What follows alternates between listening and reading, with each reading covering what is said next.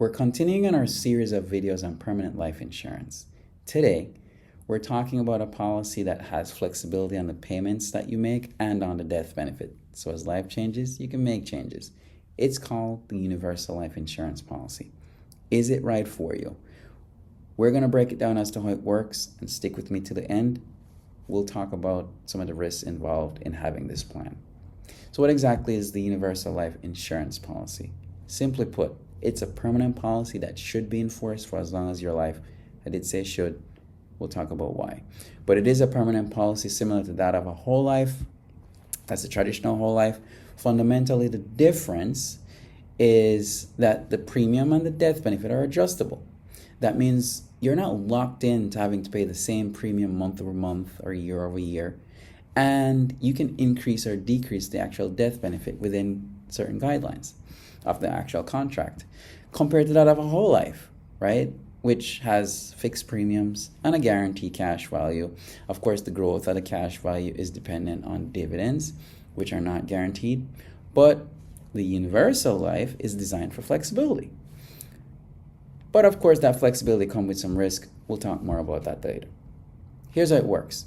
When you pay your premiums, part of the premium actually covers the cost of insurance. Then the balance actually goes into the cash value.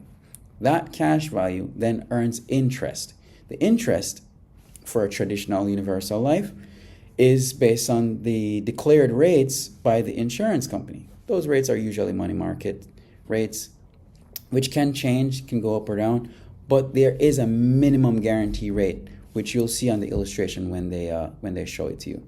The biggest feature with the universal life policies, though, is that the cash value accumulated could ultimately grow so much that you could skip a premium or even stop paying your premiums overall. So it is good to ultimately do a review on your universal life policies annually, just to make sure that everything is going right with the plan. There are three main different insurance or universal life policies.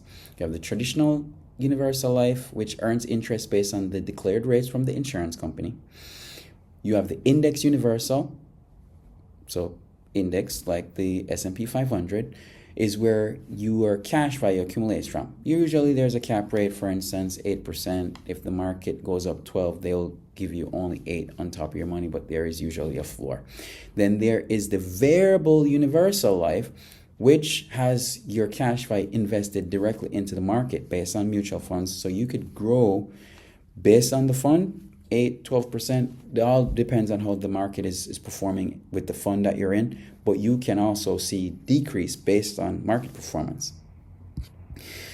Who's this good for? So someone who ultimately wants to have a permanent policy, but they love the idea of having flexibility with the premiums.